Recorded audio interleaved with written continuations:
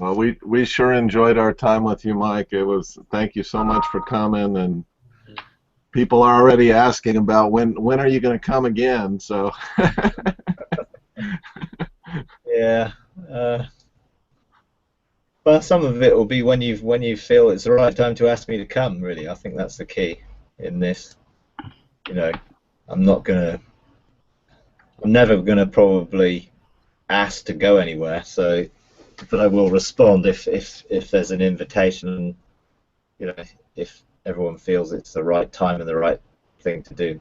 So, um, yeah. Right. So, you got anything specific that you want to go through today? well, I got well, a couple of things. Unless Joe, you want to go first? No, you go ahead, Peter.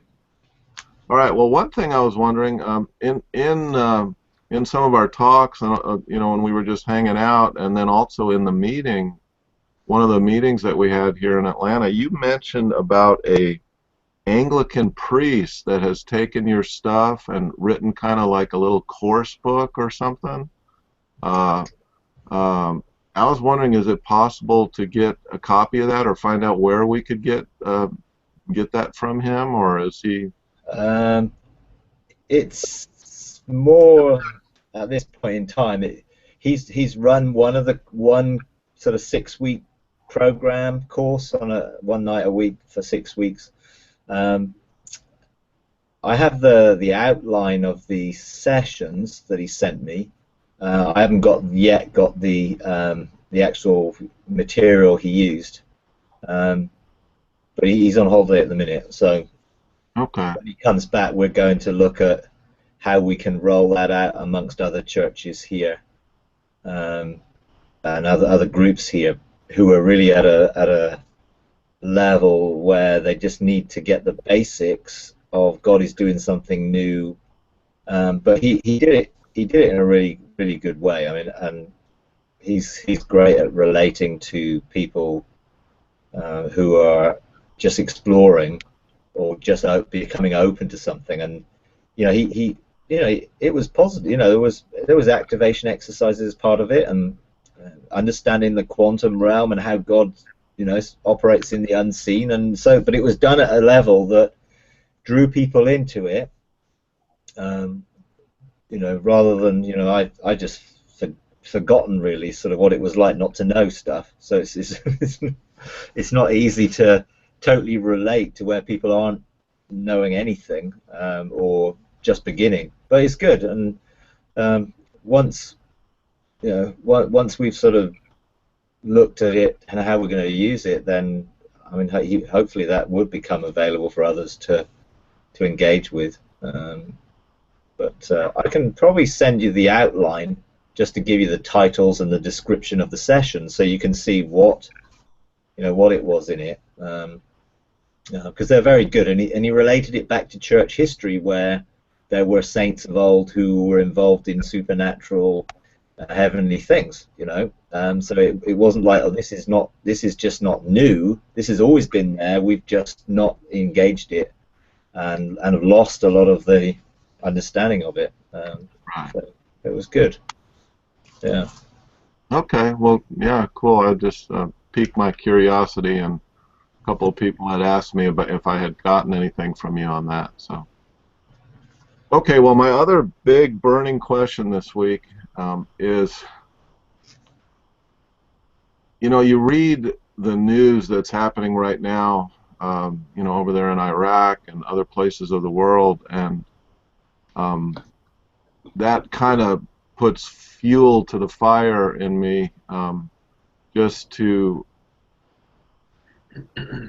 um, it makes me, well, I don't know if that's what makes me, but I just have this urgency in my spirit that, man, we need to get moving. We got so much to do, and it seems like we still have so far to go as far as learning how to move in this stuff, and really being able to bring the government of God to the earth, and be able to start affecting some of these world events. I mean, obviously, we're still working on our own Jerusalems and our own Mm. families and stuff like that, but yet it seems like the season, I mean, the enemy just seems to be pouring out more and more stuff, and there seems to be an absence of those that really can move in those levels to affect things, and so because of that, partly because of that, I just feel this real urgency to get moving and get some stuff done.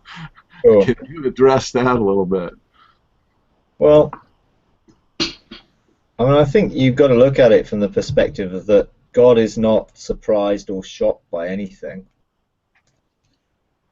And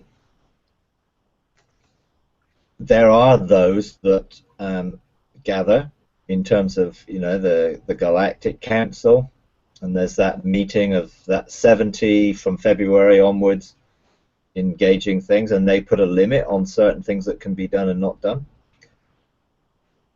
Where the enemy has access to do things through legal right, then unless you remove that access, then you can't stop the enemy doing what is legal right. I mean, Jesus basically could not stop the enemy sifting Peter. God could not stop the enemy testing Job, because there were things that gave the enemy a legal access to do it. And so in some of the things that go on, the only way you can have an actual effect in those things right now is if you have legal authority within the sphere that you're operating in to administer into that. And even if you have that, there's still a limit to what you can do in a national sense, because of the complexity of what's going on in a national sense. It's not just one person can do something and change a whole nation in just by going to a mountain, and it takes the government of God established in that nation. So where is their bench of three? Where are their authority structures in terms of patterned after heaven? And you'll find that a lot of the places where these things go on are places that structure isn't in place, and they haven't got an embassy of heaven on earth, and so they are fighting everything on a natural horizontal plane. And I personally, I don't get involved a lot in current affairs and events around what's going on around the world. I think a lot of it can create fear and tension and promote this sort of negative thing. Oh my word, all this stuff's happening. But if you put it into the bigger picture, the kingdom is advancing somewhere. They estimate, a couple of 100,000 people every day. Wow. Above the death rate. So there's a huge advance in the kingdom. Now, we're not seeing that often in the Western world yet, but in places like South America and in Africa and in China and other places, there's a huge increase in the kingdom. So if you go back to, the beginning and see, where they were told to, yes, go to Jerusalem to the ends of the earth, and you had, what, 500 people? When Jesus went back into heaven? 500 people gathered. You had 12 people, then 120 people, then 500 people, and then on the day of Pentecost you get 3,000 people. So you get 3,500 people out of a world population at the time, and work out the percentage. Now sort of see how the kingdom has grown. It is like a little bit of leaven in a lump, and it is leavening the lump. Now, obviously, we don't want it to continue at that sort of level. We want it to increase, and we want it to see greater dimension. But sometimes we can look around and think, oh, this is terrible. everything is really bad. Actually, it isn't. You know, but often the sort of presentation of, oh, these terrible things are happening, and oh, poor us, and it builds that mindset that, hey, we need rescuing, rather than, no, actually we are overcoming. It's just most people don't see it, and it isn't put into context of the bigger picture. And we are in a process of setting up a whole new order of how God's kingdom is going to function. That isn't going to happen overnight. It's going to take, for me, it's going to take a generation. I believe that's why it's so important to raise up mentors now, to mentor the next generation of Christians. Not the next generation of young people, but the next generation of Christians of every age, to unite that generation, to bring them together in the purposes of God and free them and release them to be the supernatural demonstrators of the kingdom that they're called to be. Then we'll start to actually see pretty powerful changes. But does that mean everything's going to be rosy and everything's going to be wonderful? Not in the slightest, because we're in a battle, and I believe that we're going to see a huge shaking of the world systems. And to be honest, I think some of the things that are happening right now are shaking people's out of their complacency and actually shaking them to say, oh, what would I do if I was in that situation? Would I renounce Christ? Would I run? Would I hide? What would I do? And am I in a place where I can live differently in those dimensions? Well, we have to teach people to be able to stand in the face of persecution and everything there's likely to be and overcome, and begin to demonstrate what it's like to live under the laws of heaven on earth, so that, yeah, when people are going to come and try and capture you, you disappear and walk through them, just like Jesus did. Jesus did not live in an environment which was neutral or positive. He lived in a very negative environment where he was demonstrating another kingdom in the midst of a religious system which was designed to persecute him. And so I don't believe that we're going to live in a wonderful position where there's no opposition, but I do believe we'll learn to overcome, and we will demonstrate what it is to live in the power of the kingdom on earth as it is in heaven. And that means that we will not be subject to the things that the world is going to be subject to, because the mountain of the house of the Lord will be raised up above all those other mountains. And it says in Isaiah 2, and what happens? All the other hills, they'll all stream to the mountain of the house of the Lord, saying, teach us. We want to know how to live in health when all this stuff's going on in the world. We want to know how to live with blessing and when there's famine. Why is it that you've got food? Why is it that you've got provision? There will be, but we have to live that way, and that's why we need to train people to, from the beginning, learn how to engage their own lives, administer their own mountains, and then we will see people raised up who will begin to operate in our generation on the Galactic Council. Because the Galactic Council, as it sits, has got very few people who are currently living in this realm. But actually it should be everyone living in this realm. Every generation should have those that serve the purpose of God in that generation, and there will be those that are given authority in that realm while they're alive. But that isn't the case right now. So there's some stuff we need to do. And when we have got our generation operating in the fullness of sonship and authority, yeah, we will be able to have and expand cities of refuges or embassies of heaven, so that we push the darkness back. And I believe Jesus will come back and just finish the job, because that's what it basically says he's going to do. Now we will have done everything necessary for the church to have been without spot and wrinkle, and has fulfilled its destiny in restoring all things. And then when we've done the job, God comes and hands the kingdom over to the Father, and we enter into another sphere, if you like, of what's coming. But yeah, so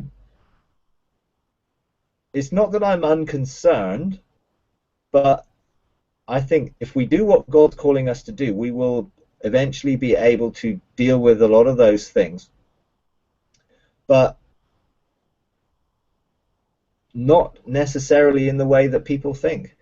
And I think we've got to be open for mandates from God to deal with things in different ways.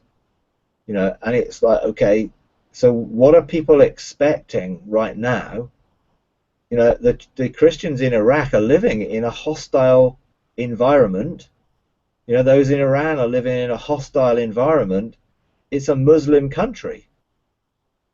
Now, how are we going to affect that? Well, we're not going to affect it by bombing them or trying to change the political system.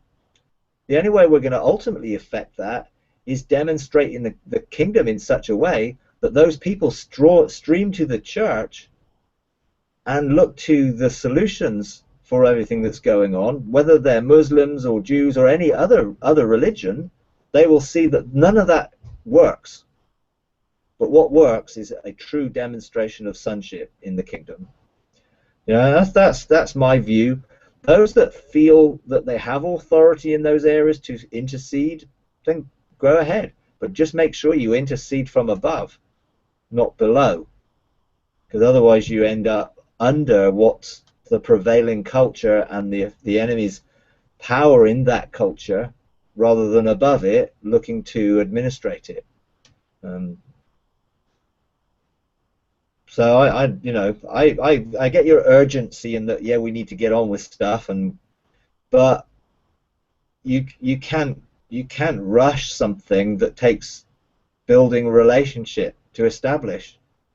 You know, it can't be a formula, and it's got to be a relationship that's established, so that when we actually do administer righteousness and justice, we do it out of relationship. Because right now, you've got a lot of Christians running around who would basically have God pour down the fire of heaven onto those people. Oh, you would, you know. I know. And to be honest, that's not, you know, that's not God's way, is it? It's like, what do we do with our enemies? We bless them.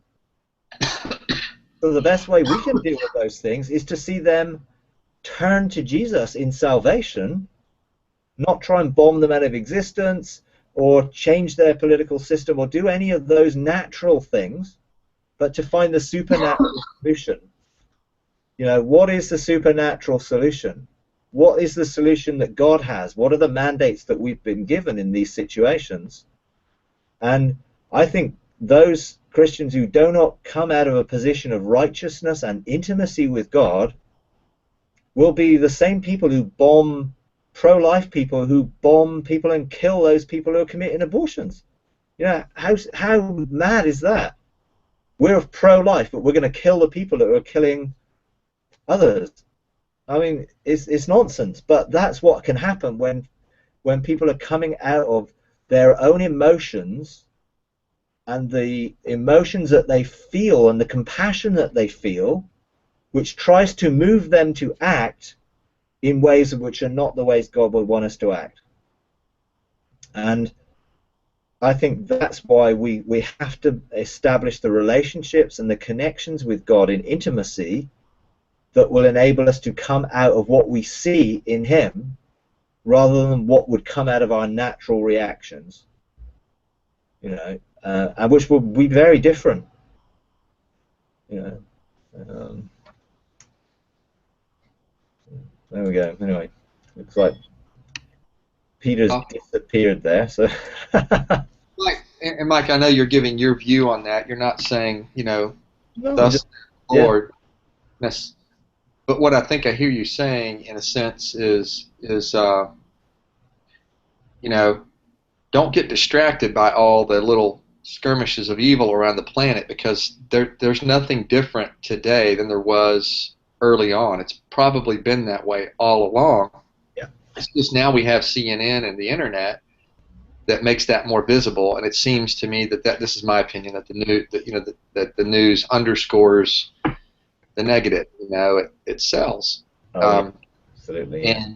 and I hear your point. It's what's in the invisible or not so visible advancement is the kingdom. It's like it's happening. That's positive. It's just Yeah, that the enemy's using intimidation and fear, yeah, which is really what he has to say we're losing. yeah. In a sense. That's right. Yeah, that's how I would see it. And I think the enemy's tactics have always been to try and intimidate and use fear. And if people are in fear, they're giving access to the enemy to bring in false mindsets and religious systems which will hinder and block us, seeing the kingdom fulfilling the earth and seeing an expansion of the garden so that we subdue and have dominion. And it's no different than go back 100 years and look at where things were then, and then you see things like the First World War, Second World War totally changed the atmosphere within the church to one of optimism to pessimism. So much so that you get to the 50s, 60s, the Cold War, all the negative fear. Well, where's all that fear gone to now? Where is all the, oh, well, and all the eschatological, apocalyptic things that were all going to happen in that, with certain people being raised up and all that? Where does it all go? It's just pages in books that people don't read anymore, because in reality they found that things weren't true. All the what ifs, and they're looking at the Bible from our current news and trying to interpret it by using the news as the interpretive instrument rather than letting the Bible interpret itself, produced millions and millions of books of absolute rubbish. Effectively, things like the late great Planet Earth and things like that were just absolute nonsense, but they caught the heart of a generation who were living in fear, and it promoted even more fear and promoted even more, well, we're never going to win, so God, just come and rescue us. And what did it do? It meant we did not sow into the next generation.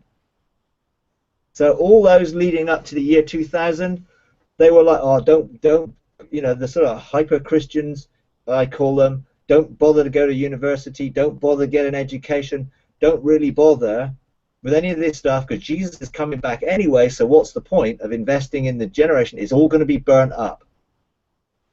And that whole mindset is what the enemy wants to bring on people, because fear brings false doctrines and the demonic doctrines, which then pollute the truth and stop people then believing who they really are, and then the enemy doesn't have to do anything, because basically we just sit back and let him do whatever he wants because we just believe we've got no authority and power.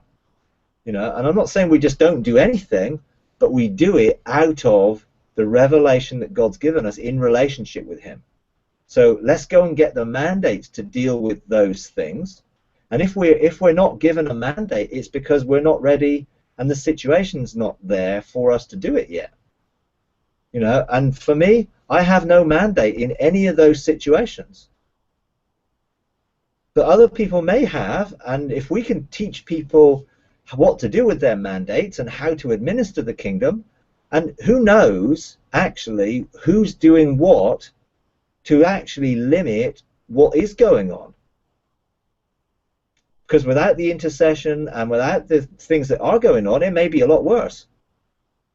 And so we can't tell what it would be like if people weren't praying and weren't interceding and weren't doing whatever.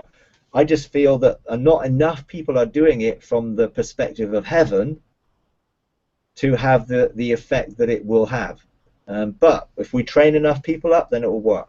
I mean, I was talking to someone, and I mean, this is an interesting story. They were basically saying that they went into heaven and they felt God was giving them a mandate towards somewhere in Africa, and they began to administer that on their mountain, and something about engaging water and in this nation. And within a couple of days, this huge lake had appeared in the desert in an African country. I mean, it's been in the news. This massive lake, And this sort of person said, well, I'm not really sure if I had anything to do with that, but isn't it a coincidence that I felt called to do something, and I went to my mountain and I began to declare and call things, and within a couple of days this huge lake of water appears in a desert. And I think, yeah, what? And I said, well, actually, yeah, I think you did have something to do with that. Because that's the things that we can begin to do when you start engaging and looking from the mandate from God's perspective. And he's looking for people to get involved. He really is looking for people to say, yeah, here I am, use me. We had someone on Sunday morning, and while I was ministering here, and I was doing an exercise, and he's in one of our leadership teams, and he basically just went off. And the person sitting next to him thought, oh, he's going to spit. I'm going to nudge him and wake him up. But God nudged them and said, no, he's not there. So eventually he comes around. And so I talked to him yesterday. I said, well, what was going on? I said, well, I just felt that there was this situation in Russia. And there was this couple and this child, and I just felt that in my spirit I went there and I ministered to it. Now, because he made himself available. The situation in some people in Canada, there were several of them praying, and they all went together in a vision to 1800, and in 1800 they ministered into this house where there was this child who was sick, and ministered healing to the child. And they were like, well, what happened? Where were you when it took place? Well, we'd stepped into heaven. So, okay, so you stepped into a place which you had access to time, and you were available, and God used you to answer a prayer in 1800. Why not? Probably in 1800 there weren't too many people in Oklahoma who were going around ministering healing. So he was looking for people now to answer a prayer then. And why not? And I was talking to another lady this week in one of the other hangouts that she was in the same thing, stepping into heaven, looking for what God wanted, and she found herself in Pearl Harbor in a gun emplacement with a guy who'd run out of bullets, and the guy looked at her and cried out that he was out of ammunition. She opened her hands, and a whole magazine of ammunition just began to come out of her hands. Now, it's like, okay, it sounds a bit bizarre, but now we're engaging in heaven and we're stepping in. God has access to use us in those things. Ian's been talking about trans-relocation for years. This is just not trans-relocation in space, it's trans-relocation in time as well as space, to effect something that answers the cry that God has heard, because God's not, it's all now to him, isn't it? It's not linear for God. He's not in linear time. It's all now. So he's looking for those, hey, who's available to answer that prayer? Well, go back a generation, you found that people, when they first started praying in tongues, all of a sudden felt called to intercede in tongues and with groans that they didn't know what they were interceding for. And then they discover a few days later, someone says, oh, at this time of the night I was in this terrible situation, and they find, hey, that was the very time that God's responded and I started praying strongly in tongues.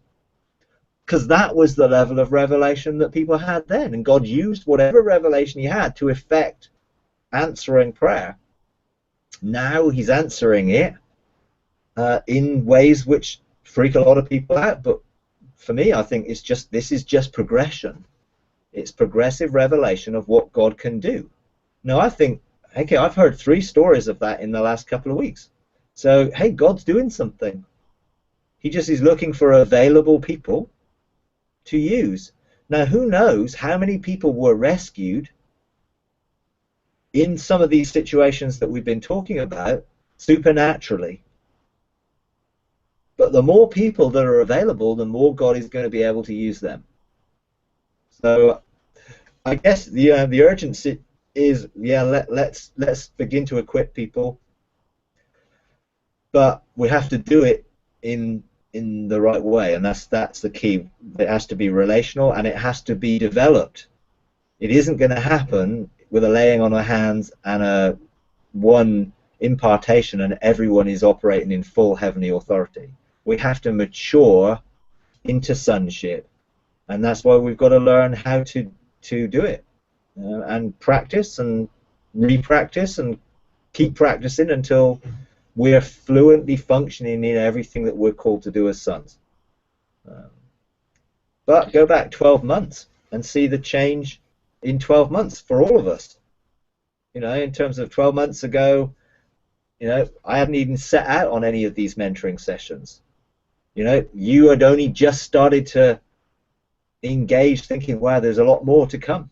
So in 12 months, a lot has happened. In the next 12 months, a lot more is going to happen. You know, because think, you know, you have a multiplication available now, because it's not just one or two or three of us. We've got whole groups of people beginning to explore and to engage. So, yeah, it's pretty good. Well, Mike, to Peter, can I jump in to your point of urgency?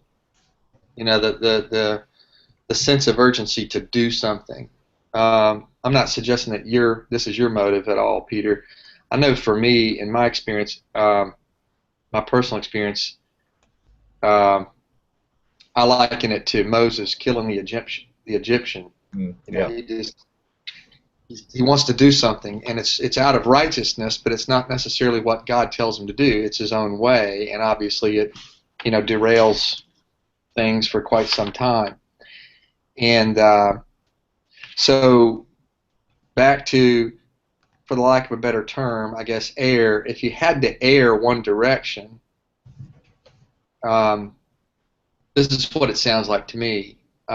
It's like focus on relationship. It doesn't mean that you stay there, that you never want to go to responsibility, but focus on relationship and ask God and make yourself available. And when He says go, you go. Yeah.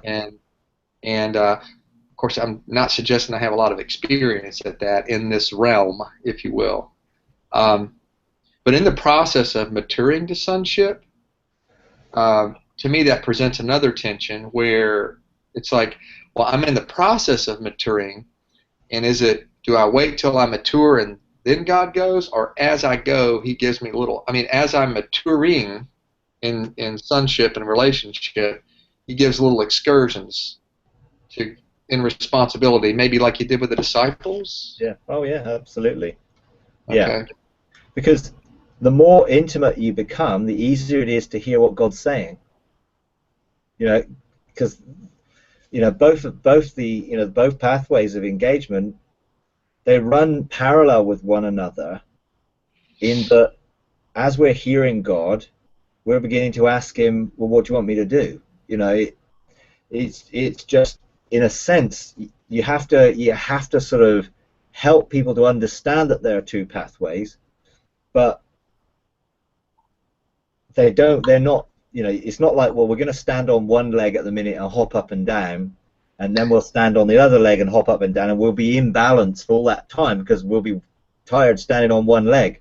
It's like we stand on both legs, but actually we're just favoring this side, and God will release things, because hopefully what we'll be asking Him is those things. You know, if we're daily surrendering to Him, yoking ourselves to Jesus, surrendering the lordship of our lives to Him so that He's on the throne, the whole purpose of that flow of relationship is worship. And worship is, how do I obey you today? How do I serve you today? How do I surrender to you today?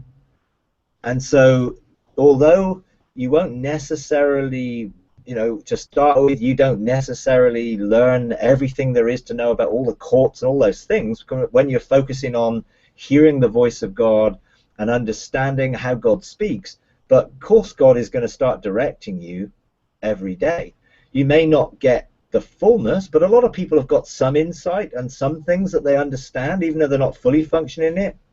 And if we're available, then God will use us.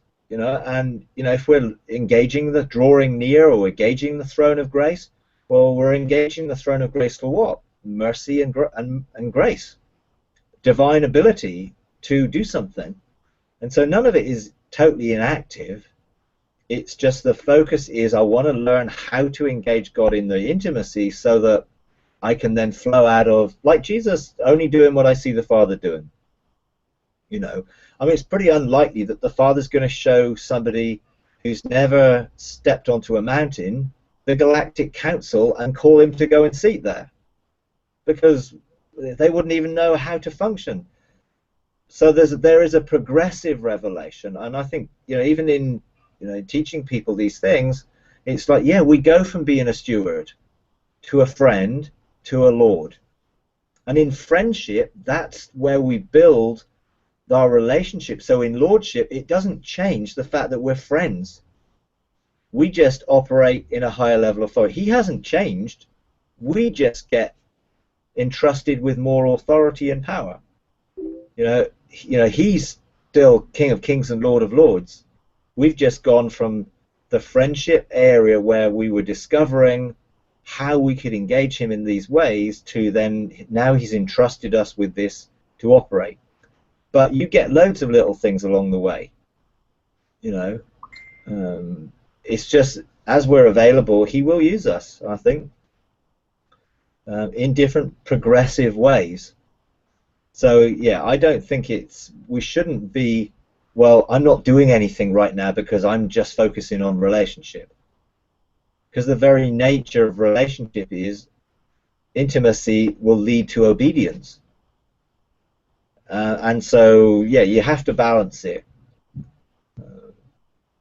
But for those who don't want the relationship and just want to do stuff, that won't work. Because God won't entrust you with lordship unless you become a friend. You know? And there are so many people who are good stewards, but are not letting go of the things they're stewarding to then take on the relationship as friends. And many ministries, I think, are being challenged by this right now, I think. I can see in the realm of the Spirit that God is calling to people, I want you to become my friends. You were a friend once, but you've got so caught up in the busyness of stewarding what I gave you, you've lost the first love. You know, and I think the Ephesian church was a prime example of that. They were doing all these wonderful things, and God said, yeah, yeah, they're great, but you've lost the motivation and the heart, which was me, and first love for me. And so it's so easy to get so busy that you haven't got time for God, even though you're doing things for him. But you're doing things for him, not things with him. And there's a huge difference between doing things for God and doing things with God. To do things with him, you have to be walking with him. To do things for him, he can be anywhere.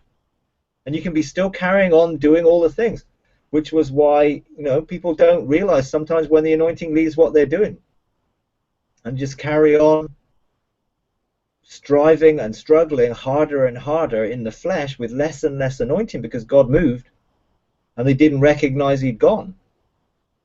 You know, so yeah, I totally agree. You know,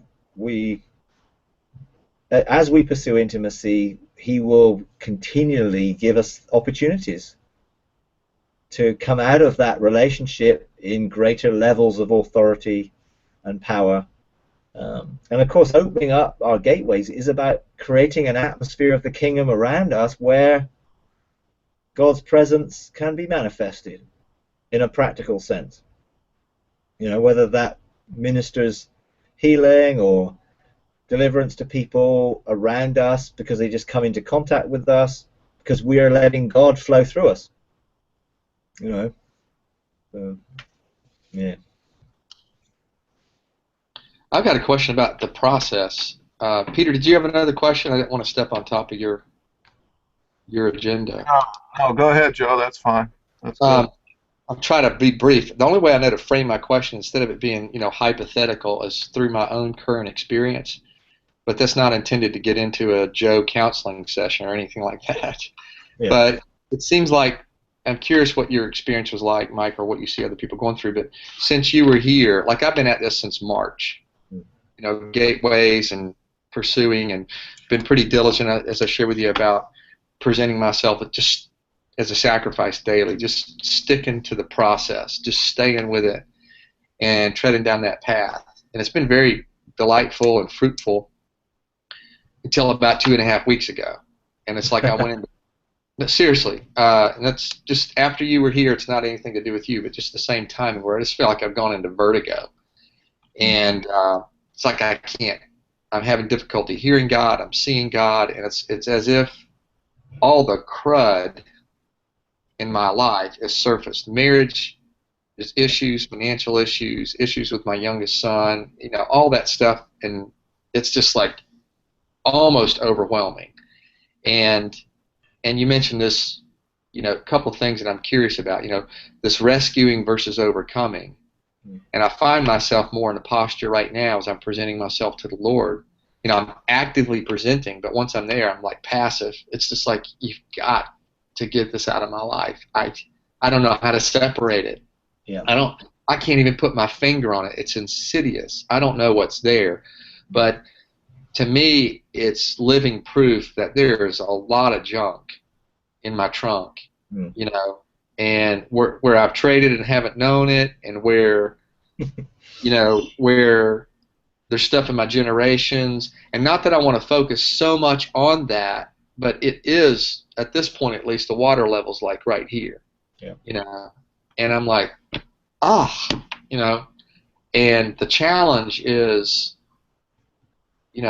Father, give me some kind of breakthrough, rescue me, or show me how to take a step to overcome, so I can stay ahead of this thing from a hope standpoint, just hope, really believe that I can get through this and there'd be real change in my life. I'm just starting to see, in the rearview mirror, it's like, God, what a less than mediocre Christian existence I've had. Really. Yeah. Oh, yeah. I understand what you're saying. Absolutely. Yeah. So I'm not even sure really what my question is, as much as. Yeah. I can understand. I understand what you're saying. I've been through it myself. It's like we have to accept that when things are going really well, we don't learn to overcome. And God takes us through seasons in our life where there are sometimes the north wind blows. And it's like, what do we do when the north wind blows and it's cold? When before, Song of Solomon is an example of the different seasons that can take place within our Christian walk and how we react to them and relate to them. I've been through similar things myself. I found that I was proactive in looking to clear and deal with certain things, but there were certain things that actually I couldn't see. And although I dealt with everything that I saw and what God showed me when I asked him, there were things at a deeper level that were motivations, heart issues that I didn't see. And it took the trials, which is what it says, in James, treat it all joy, brothers, when you engage various trials. And it's like we all, that's like, I wish that verse wasn't in the Bible. And if we're honest, it's like, who wants trials? Well, in Acts it says, through many tribulations we enter the kingdom. And so the reality is, God knows what he's doing, and you need to think, yes, there is a good scripture that says he will never let you face that which you're not able to overcome. But the issue is overcoming, not rescue. So if our prayers are, God, get me out of this, rather than give me the strategy to overcome this, therefore show me the roots why this is happening in my life. Because everything that happens has a legal right to come about. Now, there are obviously things that just stuff happens and we just say stuff happens, but when you're looking to press in and you got this, okay, yeah, I'm really looking to engage at a deeper level, I'm going, and all of a sudden, bang, well, God always uses what the enemy's plans are for harm and turns them around so that we can get good out of it. But our reaction to that will determine how long the season lasts. And, you know, we have a phrase, you know, you just get to go around the mountain again if you didn't go up it the first time. Because sometimes we try and go round the mountain when we should have gone up the mountain to deal with what was on the mountain and then see from a higher perspective so we can then see where we're going. If we go round the mountain thinking we're going to try and avoid this, what's going on, then we just get to go right round the mountain and come back to the same point when we have to go up it. And so we encourage people when they get to situations like that to take a view, okay, God, what is it that you are going to do in this situation to train me, to help me to be the overcomer that I know that I am? And then we start asking questions differently, like, okay, what is the source of this issue? What is my strategy to have legal authority to change this? And so, okay, so I take the court system as one of the major areas where what is the accusations that the enemy has against me right now that is giving him authority to do these things in my life or to in my circumstances that I should be ruling over. I seem to be unable to rule. Why? So, okay, I'm going to take this situation, I'm going to take my marriage to the court, and what are the accusations? I mean, I've done this recently in marriage stuff. You know, having come back from being away, you know, I had some time while I was away, not much because I didn't get much time to think other than answering all the questions, but I got a little bit of time, you know, to consider, okay, where are things at? You know, how can we move things forward and different things like that. So I went to the court and got a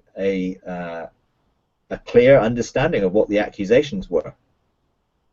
And then, because I'm sort of, when I get those things, then I'm like, okay, you know, what's the strategy? I went to wisdom. I said, I need wisdom to know how to deal with this. What am I supposed to do? So it's like, okay, yeah, I understand that this is the accusation. What am I going to do about it? And actually, what's the key in this accusation? So it's like, okay, so I know enough to know that something has been robbed and Satan's got hold of it in his trophy room. So I went to get back what had been stolen from me, and did, and saw what had been stolen and took it back. Now I'm now responsible for outworking that in reality on the ground, which means I have to then behave and do things differently than I've done before, because I'm now going to take the authorization I have to deal with this accusation and not operate in the same way. Therefore, I have to change. Now, I have to change. I can't say my wife has to change, although, you know, I'd love her to change in certain ways. She'd love me to change in certain ways, but we have to focus on I have to change. So I can deal with me, and when I've dealt with me, then I have a greater measure of authority to release blessing and favor, because I'm no longer operating under the accusation that I've been operating under. So the enemy could say, yeah, you've been doing this. That means I can do this. So, okay, I need to stop doing that. But how can I just stop doing that? Because I didn't even know that was something I was doing. But now I've got revelation. Now I can take that as a mandate. I am now authorized to change my thinking and my behavior and to align them with what God's purposes are in this. So, okay, now I'm going to take my wife to the ark and I'm going to carry her in my heart, and I'm going to look into what does my relationship with her look like before sin messed it up. So what is God's intention that I should be? Oh, there's a good scripture that says, oh, I need to love my wife like Christ loved the church. Oh, okay. So what does that look like? So I need to look into what it looks like in him, so that then I can begin to bring that into what it looks like in me today and begin to change what tomorrow will be like. What we're looking to do is change tomorrow before we've dealt with today. So I don't want tomorrow to be like today. Well, it won't be like today if we deal with today. And the problems is when we get a whole host of things all sort of coming around us all at one time. Where we start, you know, how do we see the starting point for it? And again, you know, that's where I just ask God directly. You know, and then I would go to him and say, be looking at, okay, where do I start? You know, what's the first accusation? Now, to me, it's always going to be the most intimate in relational. The relationship is always going to be the first point. Because if there's an issue in my marriage, then I'm not in unity, therefore we're not operating in authority together, therefore things can operate in our children that wouldn't be if we were in unity. If we're not in unity together and we're not one heart together and we're not in that, then we cannot command the blessing, because the blessing and the financial blessing and the other blessings come as a result of unity.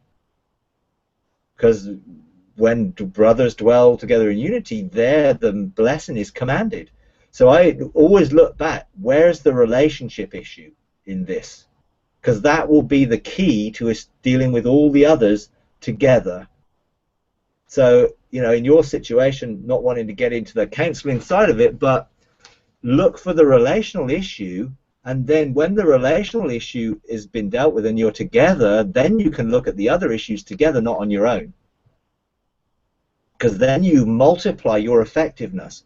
Because one can put 1,000 to flight and 2, 10,000 to flight. So you multiply your effectiveness when you bring unity. So you have an exponential authority when you're together, which is why the enemy always wants to destroy relationships first. You know, if he can get access into a relationship, then he has access to do the other things that wouldn't have had access when the relationship was correct and you had a provision and protection around you because you were together. And I think that's, you know, that's how I see these things. We can't avoid the situations, but we can find the solutions by looking at the solution and not the problem. Jesus is always going to be the solution, and if I look at it from his perspective, then I can see that there is hope, because his will and purpose for me is that I will be an overcomer, and I will live in overcoming, and I will live in unity, and I will live in blessing, and I will live in health, and I will live in wholeness, in all those things, you know. And so when I look into him, I see that, which then enables me to see, then I need to frame that into my day. So when I'm on my mountain, I frame my day with, I live under the favor and blessing of God today. Every situation that I face today, I will have the wisdom of God to be able to deal with that out of righteousness and justice. So I declare those things over my life each day, so that I walk in that favor and blessing. And then when I come up against an obstacle, I'm expecting to have the authority to overcome it, or the wisdom or the insight to overcome it, whatever it is. Now, I'm not saying that, you know, I'm perfect in it. I'm still working through my own things, and I'm still learning how to put this into practice more and more, you know. But often the darkest time is before dawn. If we don't allow fear to keep us in the dark, because fear will always rob us of the love of God, and the love of God is what will bring the revelation that God is for me and his favor and his it's because religion will say, oh, you must have done something wrong and God is punishing you, or all that negative stuff, you know. And it isn't like that. God's favor is on you. His countenance over you is smiling, even through the difficult times, and that's what we hold on to. You know, he is smiling, therefore he has a solution to this if I seek and draw near to him. Now, I know it's when you've been near to him, it's hard. I went through this for 4 months when, you know, I'd had 2 years of daily intimacy, and then 4 months of I can't see and hear anything. I remember that from your testimony. It's Yeah. like, okay, You know, And I think what I remember you saying that you gleaned from that is God taught you to trust Him even though you couldn't see or hear. I mean, it's just like, absolutely. yeah, And I think that in I mean it's a similar thing. You're saying, wow, I've been pursuing this stuff for March and I've been getting breakthroughs, and then all of a sudden, bang. Now for me, God took me through that deliberately because He wanted to show me my level of trust. And I'm not saying that that's what's going on with you specifically, but you can use, hey, my testimony and say, okay, the answer is in finding trust in God in this, so that God walks me through this and I learn to overcome and grow through it, rather than I'm trying to escape or run from it and hope that God is going to take me out of it. yeah, hmm Because the people that you are going to mentor are going to go through the same things as well, and so your testimony you can give them, and they will take that testimony, and an atmosphere of faith will arise in them, because you will walk through this. hmm You just keep your eyes fixed on the solution, which is Jesus, hmm rather than the problems, and then deal with the problems from the perspective of being in the solution, right, from a heavenly perspective. right. And so that's It's the key. certainly that's part of my reason for asking the questions. Like, I know there are people going to come behind. It sounded like you had gone through something similar. I know everybody's got a different, personal Yeah. manifestation of the experience, but it's just like, what? That's really my question. It's like, kind of what's happening? Yeah. Mayday, Mayday. Yeah. Well, it's a season. Ah, You thank know, God. and it's a north wind season. hmm I mean, some people call some of these things the dark night of the soul. They're intense things. That was how I would have described my dark season. It was almost like, you know, and but I believe that a lot of people prolong those seasons because they don't look to the solution. They keep looking at the problem and coming under the guilt and shame and condemnation of the enemy, because, well, this shouldn't happen to good Christians who are looking to pursue God, and then, oh wow, I've been doing my gateway stuff for this time and now this has happened. And it's like, because the enemy will try and twist everything to put a negative spin on it, to try and put you off, to say, well, look what happens when you try and deal with this stuff, you know rather than, okay, no, this has just come to the surface because I have been coming closer to God, and now God knows that I'm at a level that I can handle something more. And He will equip me in handling this and overcoming it, and I will be stronger through it. But even in it, you still need the strategy that comes from God, which is why I go and look at, okay, God, show me where to start, and then you're walking with Him in it,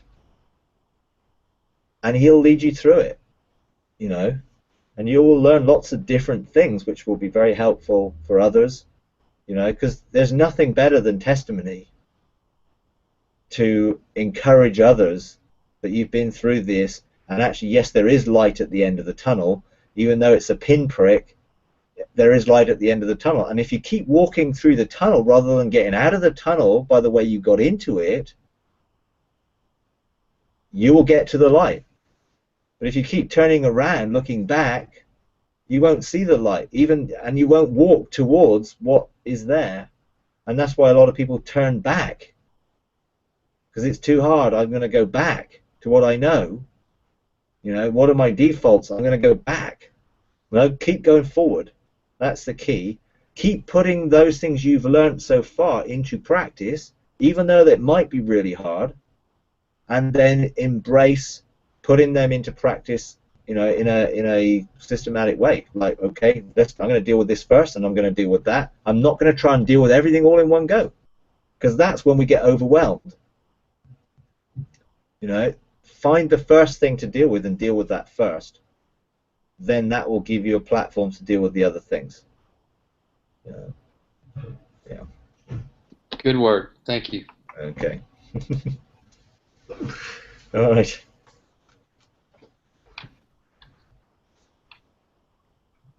Thank you, Mike. We appreciate it very much. You're welcome.